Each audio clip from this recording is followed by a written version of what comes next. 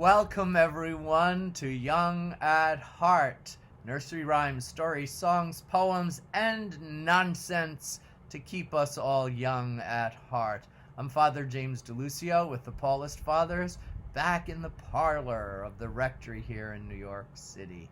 I have a surprise today. I'm going to read some poems from a new collection of poems and stories. This one from ta-da! The Complete Tales and Poems of Winnie the Pooh by A. Milne. Don't worry, I'm not reading all of it today, but it was recommended to me, actually requested, by a lovely young woman named Stephanie Sampson Buckley. Stephanie was part of the Sampson family, who were very good friends of mine during my tenure in Los Angeles at St. Paul the Apostle Church there. Her dear mother, Nancy Sampson, left us and went to heaven a number of years ago, suffering from cancer. But I have wonderful memories of Nancy and all the kids and her husband and family, and it's very good for me to get back in touch with them through these poems. Stephanie confided that her mom used to read these two poems that I've chosen for you today frequently to them at bedtime. So I'm very happy to bless the Sampsons and read these poems from Winnie the Pooh's author, A. Milne.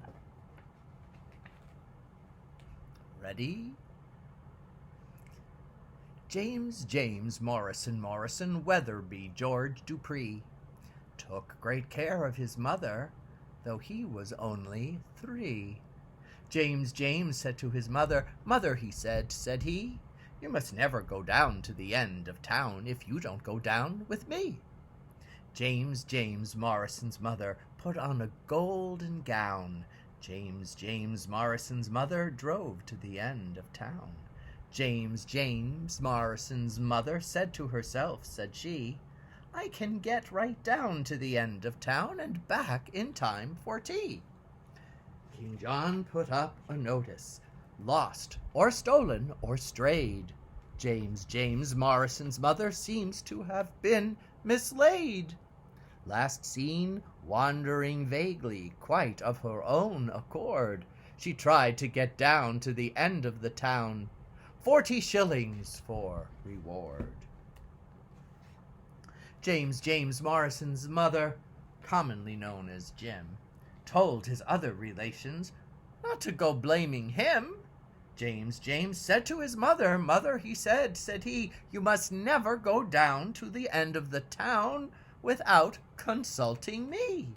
James Morrison's mother hasn't been heard of since. King John said he was sorry. So did the Queen and the Prince. Somebody told me, said to a man he knew, if people go down to the end of the town, well, what can anyone do? JJMMWG Dupuy took great C/O of M, though he was only 3. JJ said to his M, he said he, "You must never go down to the end of the town if you don't go there with me." Well, funny and a little poignant for those of us who are older and taking care of very elderly parents, which brings a sense of frustration and naming our reality. But once you know that the person is 3, it brings a light-hearted sense to this wonderful nonsense poem, but only partially. Doesn't every child want to go out every time a parent goes out? This next one is called Daffodowndilly. She wore her yellow sunbonnet. She wore her greenest gown. She turned to the south wind and curtsied up and down. She turned to the sunlight and shook her yellow head and whispered to her neighbor, "Ah, winter is now." dead.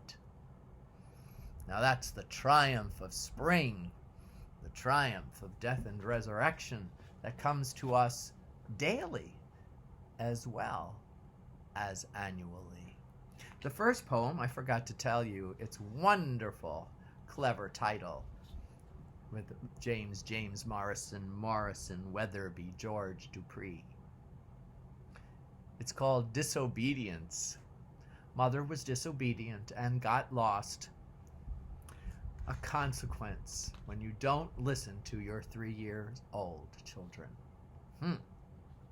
Okay. Thank you so much for joining me today. If you'd like to join me for prayer on my Facebook page, James Michael DeLuzio, you will find the Mass that I celebrated here on July 7th, 2020. And it's also a Mass dedicated to my dear friend, Father Rick Walsh, who is the pastor here of our parish, St. Paul the Apostle, New York. So you may join me for prayer, a very serious homily in terms of paying attention and listening to Black Lives Matter. As I address some of the objections that people have, in Christ there are no objections that can really be maintained. So, tune that in, offer comments here or there or anywhere. It's always glad to share these poems with you. God bless Stephanie Sampson Buckley and all her siblings and friends. And God bless you too. Bye, everyone.